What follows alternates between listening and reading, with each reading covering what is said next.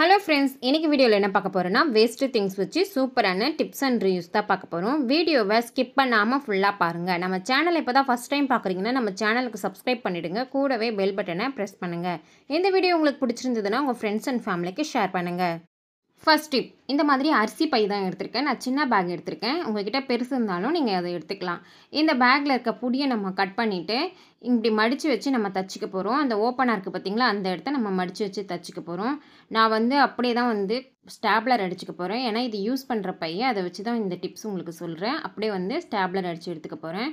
நீங்க இத கட் பண்ணிட்டு தச்சி எடுத்துக்கங்க. இந்த மாதிரி தச்சி எடுத்துட்டு இத நம்ம எங்க யூஸ் பண்ண போறோம் அப்படினு பாத்தீங்கன்னா ஃப்ரிட்ஜ் மேட்டா தான் நம்ம யூஸ் பண்ண போறோம். இந்த மாதிரி வெச்சு நம்ம யூஸ் பண்ணிக்கலாம். இதுக்காக நம்ம தனியா கடையில வாங்கணும்னு இல்ல. இந்த மாதிரி சின்ன பை இல்லனா நீங்க பெரிய பை இருந்தா கூட எடுத்துக்கங்க. அரிசி பையை அதை கட் பண்ணி அப்படியே நீங்க ஓரங்களை தச்சிட்டு போட்டுக்கலாம். இந்த டிப் உங்களுக்கு யூஸ்ஃபுல்லா இருக்கும்னு நினைக்கிறேன். பிடிச்சிருந்தா ட்ரை பண்ணி பாருங்க.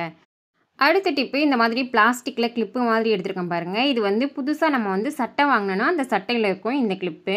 அதை தான் நான் எடுத்துர்க்கேன். இதை லைட்டா அப்படி நீக்கி விட்டுக்கலாம். லைட்டா நம்ம நீக்கி விட்டுக்கலாம். ரொம்ப நீக்கி விட வேண்டாம்.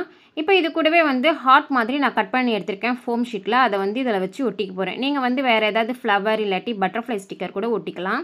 இதை நம்ம இந்த மாதிரி புக் மார்க்கரா தான் நம்ம யூஸ் பண்ண போறோம்.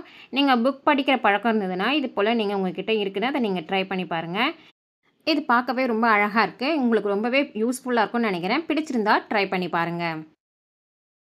அடுத்த டிப், இந்த மாதிரி குங்குமம் மஞ்சள்லாம் இருக்கும் பாத்தீங்களா, அதில் ஒரு சின்ன டப்பா தான் எடுத்திருக்கேன். இந்த டப்பாவுடைய பேக் சைடில் நான் டபுள் சைட் டேப் ஒட்டி எடுத்துக்க போறேன். இது மாதிரி டபுள் சைட் டேப் இதை ஒட்டி எடுத்தாச்சு. இதை நம்ம ஒரு செவுத்துலையோ இல்லை டோர்லேயே நம்ம ஒட்டிக்கலாம். நான் செவுத்துல ஒட்டி வச்சிருக்கேன். ஒட்டிட்டு இந்த மாதிரி ஒரு பேக் மாட்டியிருக்கேன்.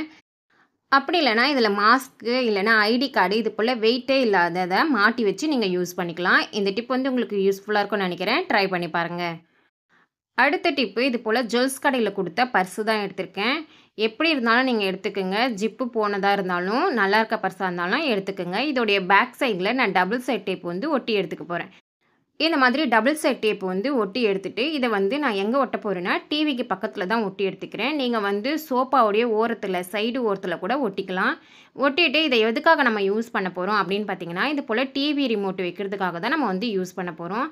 இந்த மாதிரி வைக்கும் போது பார்த்திங்கன்னா நம்ம அடிக்கடி டிவி ரிமோட்டை தேட மாட்டோம். நம்ம டக்குன்னு எடுத்து யூஸ் பண்ணுறதுக்கு ரொம்பவே ஈஸியாக இருக்கும்.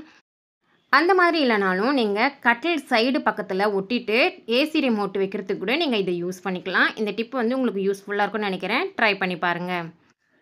நான் சொன்ன டிப்ஸ் எல்லாம் உங்களுக்கு பயனுள்ளதாக இருக்கும்னு நினைக்கிறேன். இதில் ஏதாவது ஒன்று உங்களுக்கு யூஸ்ஃபுல்லாக இருந்ததுன்னா அதை ட்ரை பண்ணி பாருங்கள். இதே மாதிரி வேறொரு வீடியோவில் உங்களை சந்திக்கிறேன். தேங்க்யூ ஃபார் வாட்சிங்.